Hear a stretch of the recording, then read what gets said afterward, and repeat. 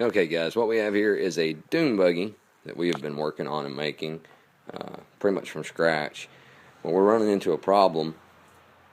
We have a Honda CBR 600 RR motor on here, and the starter's turning, but the engine's not. So it's like the starter's working, but the engine's not it's not even turning over, and we're having trouble figuring it out.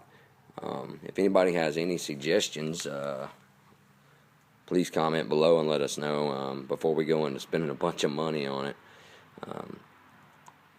Yeah, that's pretty much it. We got to get the engine to try to turn over, and we're not having a very good time at it.